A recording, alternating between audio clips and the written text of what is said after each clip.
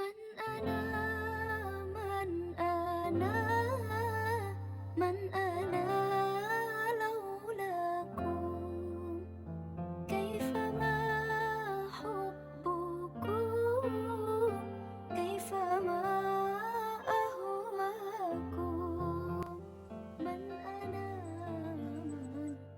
من أنا. Assalamualaikum warahmatullahi wabarakatuh. Perkenalkan, kami dari kelompok 3 dengan materi moralitas dengan anggota Andrian Bimbi Desta, Amanda Zuan, Anissa Mutiarani, Gusti Cahya, Hasna Alia, Laili Alfisya, Suhendar, Muhammad Abdul. Next.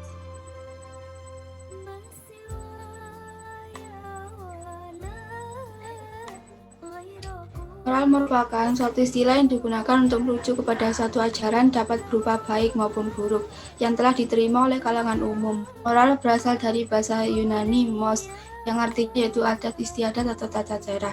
Dengan kata lain, moralitas yaitu nilai-nilai yang dipegang erat oleh suatu kalangan atau kelompok dan pegangan hidup serta tata cara berperilaku. Moral berdasarkan pada adat, agama, ideologi, negara, serta lainnya. Oleh karena itu, di setiap daerah terdapat beberapa perbedaan moral.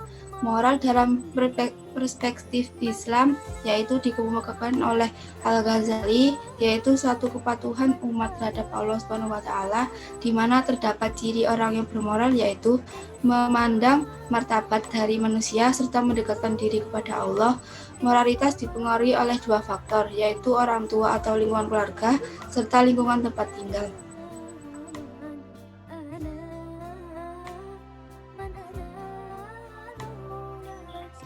Kenapa manusia perlu memiliki moralitas?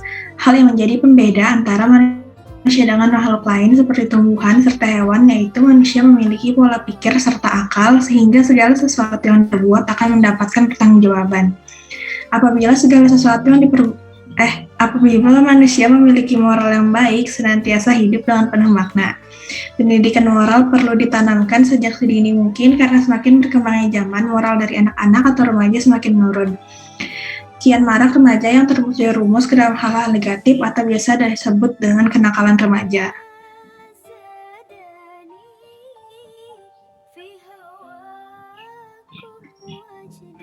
Akhlak berasal dari kata al-khuluq yang artinya budi pekerti atau kebiasaan.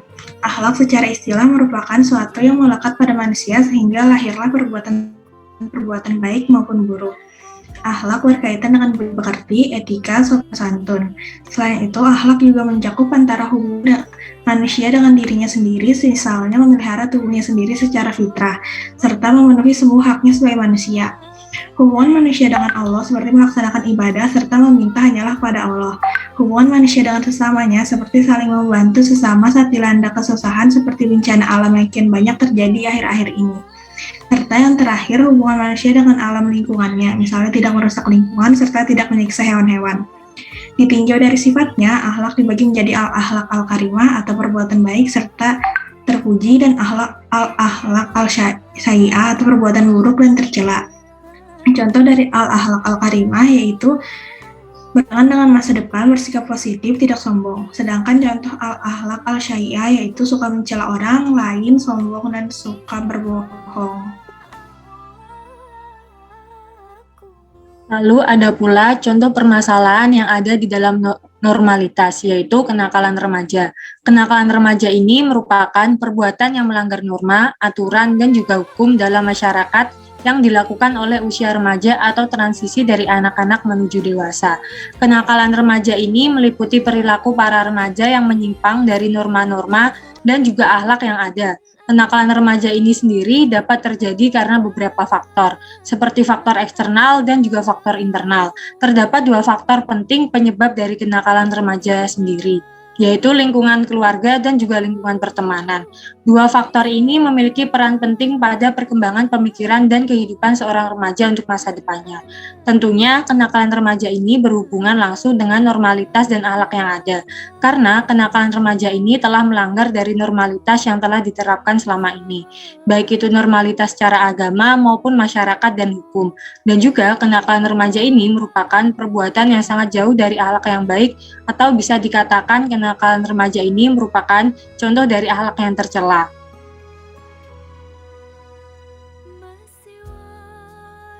Dampak dari kenakalan remaja ini sendiri yaitu kenakalan remaja ini memberikan dampak negatif untuk remaja.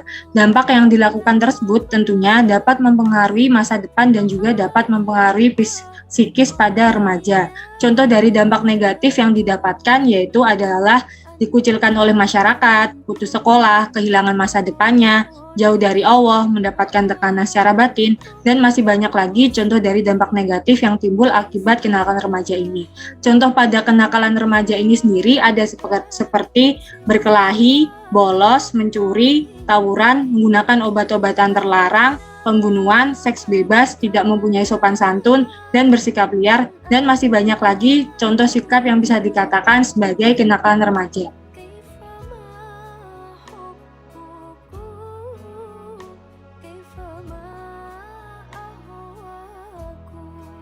Selanjutnya pembahasan yang pertama mengenai hubungan kenakalan remaja dengan moral Islam dan akhlak. Kenakalan remaja bukan sekedar perilaku anak belasan tahun yang suka jahil, tapi merupakan masalah serius yang terjadi di tengah masyarakat. Kenakalan remaja adalah keterlibatan remaja dalam hal-hal yang melanggar hukum, misalnya pencurian, tawuran, penyalahgunaan narkoba, pembunuhan, dan lain-lain. Tidak mudah mengatasi masalah sosial ini, namun langkah pertama yang harus dilakukan adalah mengetahui faktor-faktor penyebab kenakalan remaja itu sendiri. Faktor umum yang menyebabkan kenakalan remaja yaitu faktor keluarga, lingkungan, sekolah, masyarakat, dan juga dirinya sendiri. Ada berbagai cara untuk mengatasi kenakalan remaja, salah satunya dengan mengajarkan pendidikan moral dan akhlak. Next.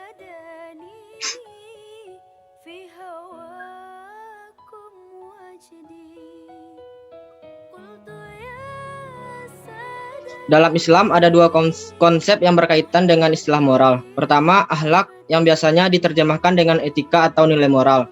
Kedua, adab yang mengkombinasikan dua pengertian yang berbeda. Pertama, berkaitan dengan kesopanan, etiket, budaya, kehalusan budi bahasa, dan sifat-sifat yang baik.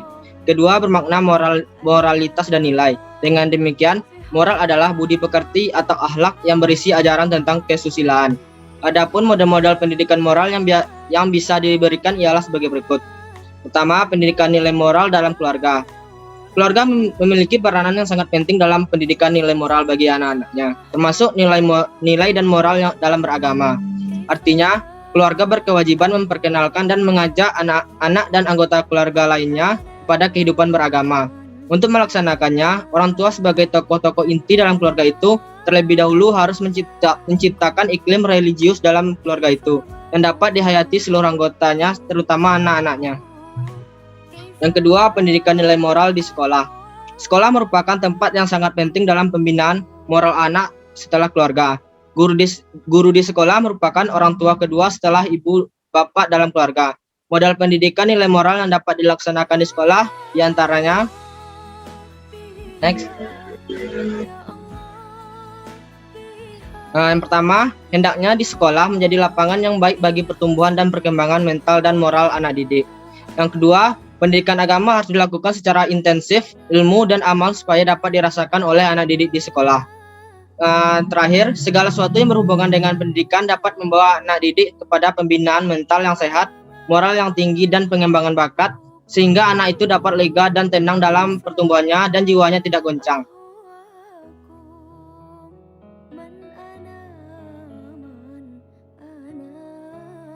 Kemudian juga terdapat hadis hubungan kenakalan remaja dengan moral dan akhlak Islam.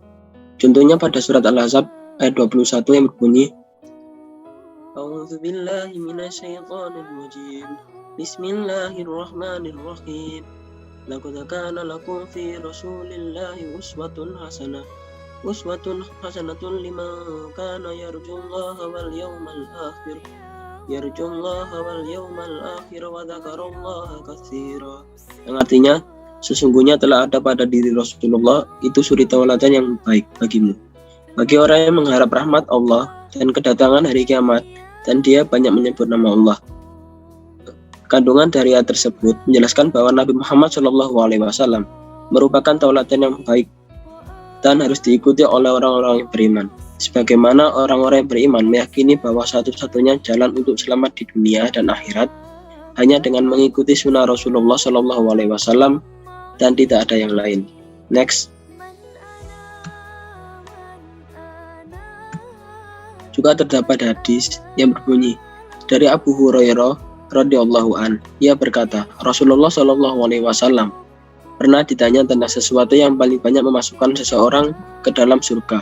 Maka beliau pun menjawab, takwa kepada Allah dan akhlak yang mulia. Dan beliau juga ditanya tentang sesuatu yang paling banyak memasukkan orang ke dalam neraka. Maka beliau menjawab, mulut dan kemaluan. Rawahul Tirmizi. Maksud dari hadis tersebut menjelaskan bahwa seseorang yang memiliki akhlak yang baik dan mulia di hadapan Allah merupakan calon penghuni surga. Selain itu, orang yang bertakwa kepada Allah pasti akan memiliki sifat dan akhlak yang jauh lebih baik karena mereka hanya akan takut kepada Allah serta mereka akan mengetahui seberapa besar siksaan yang akan mereka hadapi apabila mereka melakukan kelalaian pada perbuatannya. Oleh karena itu, kita harus dapat menjaga lisan pada mulut dan menjauhi perkara zina dengan menjaga kemaluan kita. Next. Pembahasan selanjutnya yaitu sifat yang harus dimiliki remaja. Yang pertama, salimul akidah atau akidah yang lurus. Dimanapun ia berada, selalu menghadirkan Allah di hatinya sehingga tidak ada ruang kosong di dalam kehidupannya. Contohnya yaitu tidak menyekutukan Allah dan mempercayai bahwa kematian bisa datang kapan saja. Yang kedua yaitu sahihul ibadah atau ibadah yang benar. Artinya melaksanakan setiap ibadah haruslah merujuk kepada sunnah Rasul Shallallahu Alaihi Wasallam. Contohnya yaitu khusyuk dalam sholat, bersedekah, dan berbanyak zikir. Kemudian matinul khuluq atau akhlak yang kokoh. Artinya sikap dan perilaku yang baik dalam hubungannya kepada Allah maupun dengan makhluk-makhluknya. Contohnya yaitu murah senyum, menjawab salam, dermawan, tidak membangkang, dan gemar berbakti. Kemudian qawiyul jismi atau kekuatan jasmani, yang artinya memiliki daya tahan tubuh sehingga dapat melaksanakan ajaran Islam secara optimal.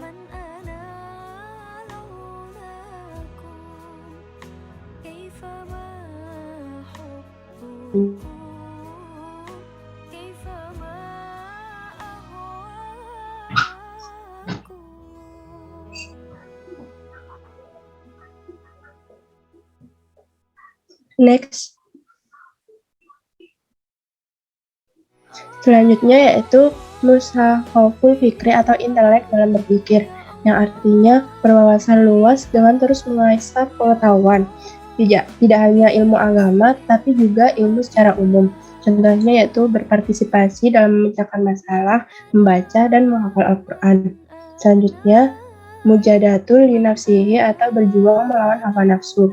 Kepribadian yang harus ada karena setiap manusia memiliki kecenderungan pada pandangan yang baik dan yang buruk. Contohnya yaitu menjaga perbuatan dan ucapan. Kemudian harisun ala waktihi atau manajemen waktu, yang artinya karena waktu cepat berlalu dan tidak akan pernah kembali lagi. Jadi pergunakan waktu dengan efektif agar tidak sia-sia. Contohnya yaitu mengisi waktu dengan hal-hal yang bermanfaat dan berfaedah. Kemudian munazamun fi syunihi atau teratur dalam suatu urusan, yang artinya mengerjakan urusan dengan profesional, bersungguh-sungguh, dan bersemangat. Contohnya yaitu disiplin dalam bekerja dan memiliki jadwal serta rencana yang jelas. Selanjutnya yaitu qadirun ala kasbi atau mandiri, yang artinya memiliki keahlian apa saja yang baik agar dengan keahliannya itu menjadi sebab baginya dapat rizki dari Allah. Contohnya yaitu bertanggung jawab atas apa yang terjadi, selalu berpikir selangkah ke depan, dan mampu memanfaatkan situasi untuk hasil yang baik. Dan yang terakhir yaitu nafi'un li ghairihi atau bermanfaat bagi orang lain. Artinya mempersiapkan dirinya dan berupaya semaksimal mungkin untuk bisa bermanfaat dan mengambil peran yang baik dalam masyarakat. Contohnya yaitu membantu yang sedang kesulitan, membantu yang membutuhkan, dan mendorong orang lain untuk berbuat kebaikan.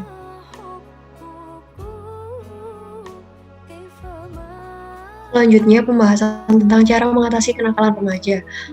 Dalam mengatasi kenakalan remaja tidak hanya bisa dilaksanakan oleh tenaga ahli saja seperti psikolog, konselor, pendidik, melainkan perlu kerjasama antara semua pihak yang diantaranya yakni guru, orang tua, pemerintah, masyarakat, tenaga ahli lainnya, dan pemuda-pemuda itu sendiri. Kerjasama itu perlu didukung oleh dana dan sarana yang memadai. Persoalan kenakalan remaja tidak hanya bisa diselesaikan hanya melalui ceramah dan pidato, akan tetapi lebih baik juga dilaksanakan jika dengan tindakan. Dalam mengatasi kenakalan remaja di rumah tangga atau di keluarga, contohnya seperti orang tua menciptakan kehidupan rumah tangga yang beragama.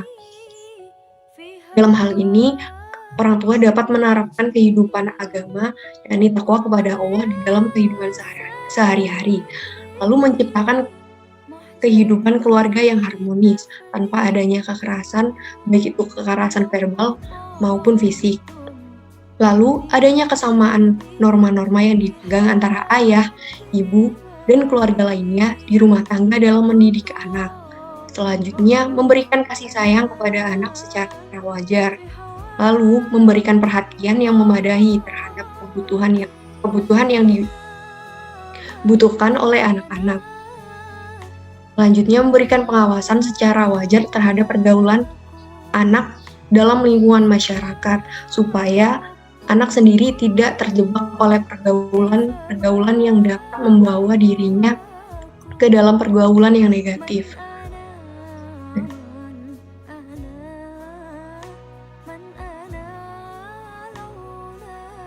Untuk upaya di sekolah sendiri dapat dilaksanakan dengan cara guru lebih merangkul siswanya dan tidak menjudge siswa yang nakal.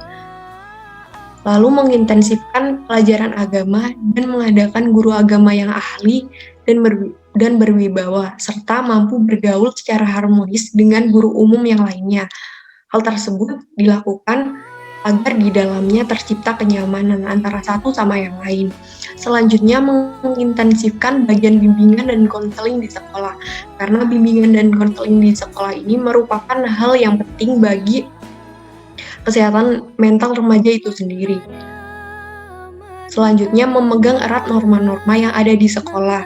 Hal ini bertujuan agar remaja bisa bertindak disiplin dan juga bisa menerapkan hal-hal yang baik di dalam kehidupannya. Next. Untuk upaya di masyarakat sendiri, yang sudah dilakukan diantaranya yakni pemerintah sudah mendirikan beberapa pelanggan remaja di berbagai kota besar di Indonesia yang bertujuan untuk menampung kegiatan remaja, lalu menyelenggarakan diskusi dan bimbingan kelompok untuk membangun kontak manusiawi di antara para remaja dan masyarakat luar. Diskusi akan bermanfaat bagi pemahaman remaja mengenai jenis kesulitan dan gangguan dalam diri remaja. Bagi remaja sendiri diharapkan untuk mampu membedakan hal-hal baik dan buruk dalam bergaul, lalu bisa menyalurkan bakat yang dimiliki melalui kegiatan positif baik itu di lingkungan sekolah maupun lingkungan masyarakat. Lalu, jika upaya yang dilakukan dirasa kurang, dapat diberikan hukuman. Hukuman ini merupakan tindakan pencegahan terakhir yang bisa dilakukan untuk menangani masalah kenakalan remaja. Hukuman ini bisa dilakukan dengan memberikan ancaman hukuman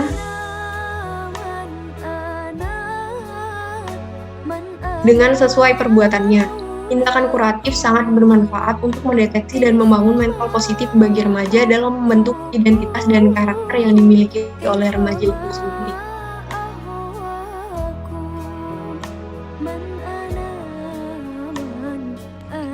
Baik, jadi kesimpulannya, moral dalam pandangan Islam yaitu kepatuhan umat terhadap Allah. Lalu, akhlak adalah sesuatu yang melekat pada diri manusia sehingga membentuk perbuatan baik atau buruk. Kenakalan remaja berhubungan erat dengan moralitas dan juga akhlak. Karena kenakalan remaja ini melanggar moralitas, baik itu secara hukum maupun agama. Untuk menghindari perbuatan tercela ini, remaja harus memiliki sifat seperti dapat menjaga perbuatan dan ucapan dan juga mengisi waktu dengan hal-hal yang bermanfaat, sehingga terhindar dari perbuatan tercela tersebut. Sekian presentasi dari kelompok kami, kurang lebihnya mohon maaf. Terima kasih telah memperhatikan. Wassalamualaikum warahmatullahi wabarakatuh.